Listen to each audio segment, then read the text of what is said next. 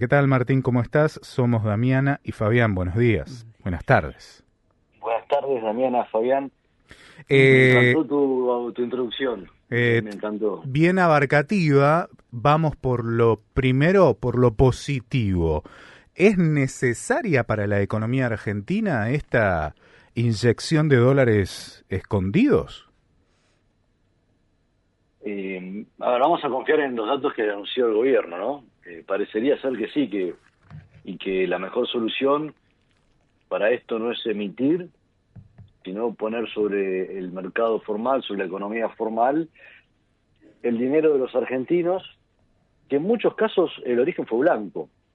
Acordémonos de lo que sucedía en la administración anterior, por ejemplo, donde muchos argentinos tenían algún excedente de sus ingresos mensuales, del aguinaldo, de alguna gratificación, o por ahí vendieron el auto, y los dólares que podían adquirir eran 200 por mes en el mercado formal. Entonces, ingresos genuinos, totalmente lícita la operación, pero el propio sistema lo llevó a la informalidad para preservar su patrimonio, ¿sí?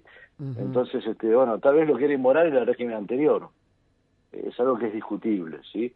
Pero en definitiva el gobierno acá lo que trata de hacer es de monetizar la economía, y evidentemente esto puede tener alguna consecuencia tributaria, porque por más que el inicio haya sido blanco, si esos dólares fueron blue, la gente por temor a represalias no lo mostraba, ¿sí? Mm. Entonces, para evitar esa consecuencia fiscal que la remonetización podría tener, resulta necesario este paquete de medidas que inicialmente se conoció como para blindar los ahorros de los argentinos.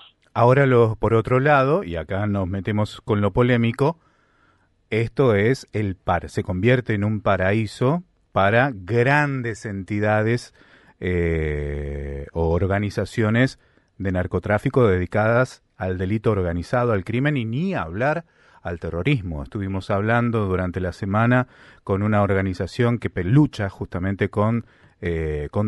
Perdón, ahí un segundito, Fabián. Me decía, se convierte en un paraíso para organizaciones del crimen Sí, organizado. sí, sí, para bandas de crimen organizado, terroristas.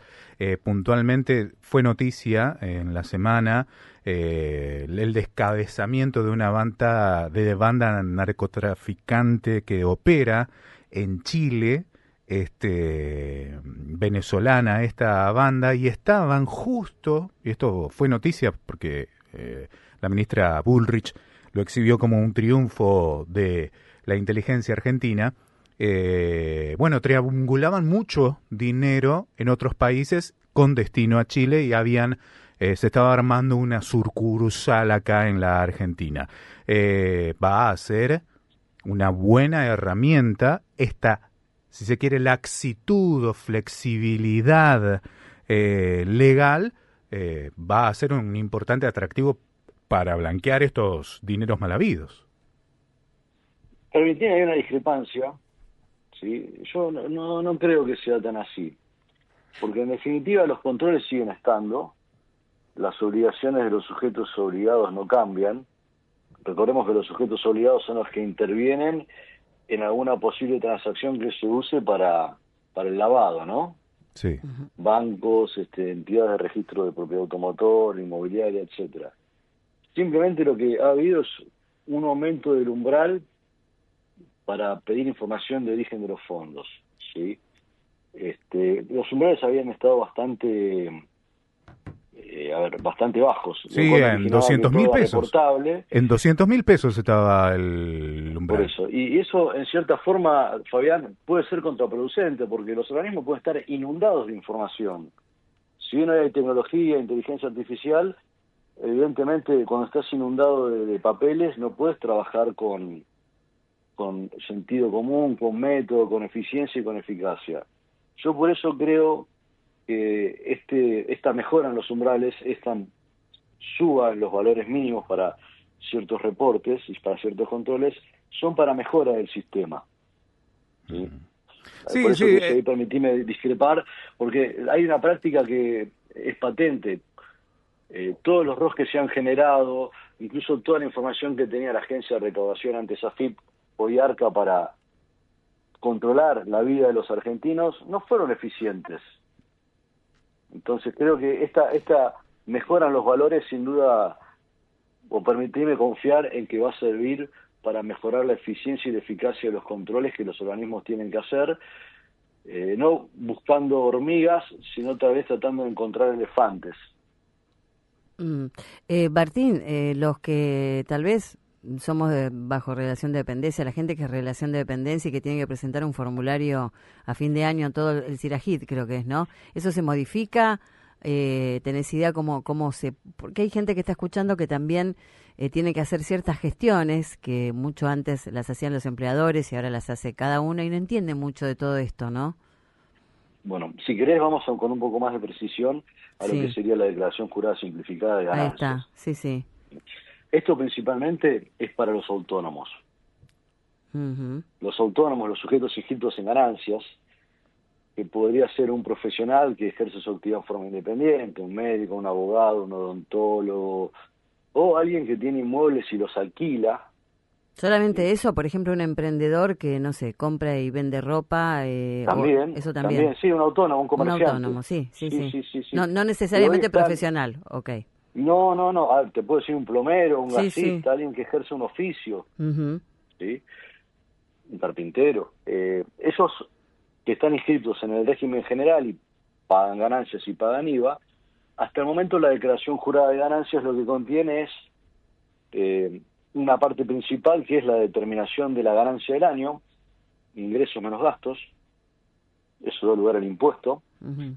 Y después la declaración jurada tiene un capítulo que es de patrimonio al inicio y patrimonio al cierre, donde hay que detallar todos los bienes que el sujeto tenía al inicio del periodo y al cierre. Y patrimonio neto al inicio, más la ganancia del periodo, menos los consumos, da como resultado el patrimonio al cierre. Aquellos que sean contadores o que hayan sido bachilleres van a recordar de las materias básicas de contabilidad la ecuación básica contable, que es más o menos esto que estoy explicando. Uh-huh. ¿Sí? ¿Eso para qué sirve al fisco? Para controlar que los ingresos que declararon le permiten al contribuyente justificar el patrimonio que tiene al cierre y el consumo del año. ¿Sí? Con la declaración jurada simplificada, que es optativa, el fisco no va a recabar información ni del patrimonio ni del consumo.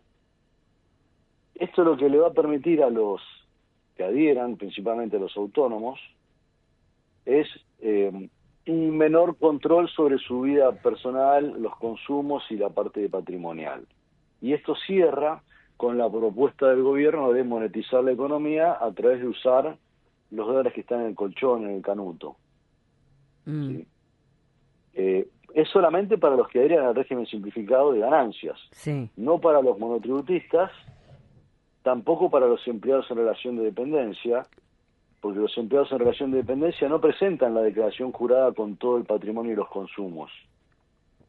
A los monotributistas y a los empleados en relación de dependencia, lo que nos beneficia de este nuevo paradigma del fisco es lo que anunció Paso un jueves hace un par de semanas cuando estuvo con Adorni, Bausili y Caputo.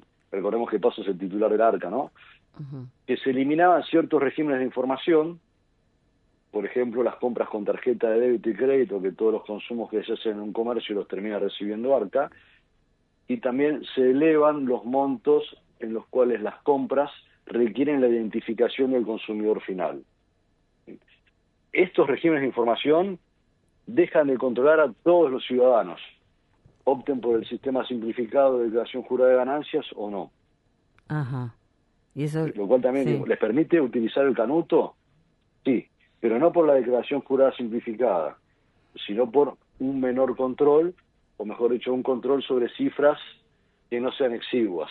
40 millones de pesos, ¿no? A no inundar al organismo con cifras que no puede manejar, con un cúmulo de datos que no tiene ningún sentido. ¿Qué tal, Martín? Acá en este punto, y lo más fino, antes se informaban compras que superen los 200.000 pesos, automáticamente ya el ARCA tenía que sí ser notificado, ahora va a ser 40 millones de pesos, por ejemplo.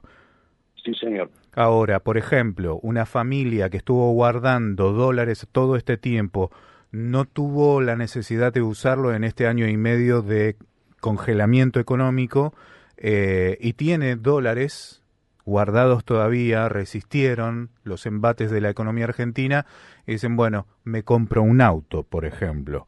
No se va a informar al ARCA la compra de ese vehículo, por ejemplo. Por ejemplo. Es eso lo que se está buscando para un sector mediano. Después hablamos de sectores de gran poder adquisitivo que tienen en los canutos son 50, 100 mil dólares. Ya es otro cantar, ¿no? Es pregunta. Hoy el paradigma es que la agencia de recaudación, el Estado Nacional Argentino, con estas novedades que estamos comentando, presume que todos los ciudadanos son inocentes frente a la ley.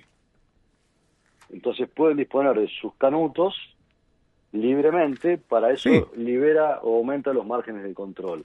Con lo cual la respuesta sería que sí, que una familia que tiene, supongamos, 10 mil dólares que quiere poner en su cuenta bancaria para con eso pagarle a la agencia un auto, la diferencia por el auto que entregan parte de pago, lo puede usar sin que salten las alarmas y los vayan a investigar, poniendo la fuerza del Estado en situaciones que son exiguas. ¿Sí? Entonces la respuesta sería sí, Fabián. Ok, lo que se busca es eso, el temor. Monetizar la economía, sí, monetizarla. Emitir y darle a la gente cierta seguridad sobre una consecuencia sí. que podría tener un efecto secundario que podría tener este remedio, que es la monetización, que sería implicancias fiscales. Soy nihilista. Ahora, eso no quiere decir que los impuestos no dejen de existir, no se dejen de recaudar. Si por algún motivo ARCA, que se debería enfocar, según lo que se ha manifestado, en una matriz de contribuyentes que realmente justifiquen la mayor parte de la recaudación, cerca de 1.000 quits representan el 50% de la recaudación, con lo cual es más sensato enfocarse en esos contribuyentes y no en lo que sería el chiquitaje. Bueno, a través de estos cambios en los paradigmas de control, la gente debería tener confianza en el sistema, no atemorizarse por la persecución tributaria y formalizar sus fondos en el sistema bancario, en el sistema formal, y eso permitir que esos fondos generen el efecto multiplicador de la economía. Claro, ok. Perfecto. Martín, te agradecemos muchísimo la posibilidad de conversar con vos. Ha sido un placer. Fuiste muy didáctico en explicarnos. Me alegro, porque fue un gran desafío, la verdad. Estos temas son complejos. Son complejos para entender muy para aburridos. todos. Sí. Es muy importante. Sí, si no son contadores, complejos para entender técnica y aparte sí, son temas complicados. Muchísimas gracias, Martín. Y bueno, otra esto vez. va a seguir evolucionando. Recordemos que esto es un proyecto de ley, lo que estamos conversando. Tiene que ser aprobado primero por diputados, después por el Senado. Las cámaras tienen la facultad de modificar el proyecto. Así que si ustedes disponen en algún momento necesario volver sobre el tema, estoy a sus órdenes. Muchísimas gracias, Martín. Un abrazo. Que sigas bien. Un abrazo, buen fin de semana para todos. Igualmente.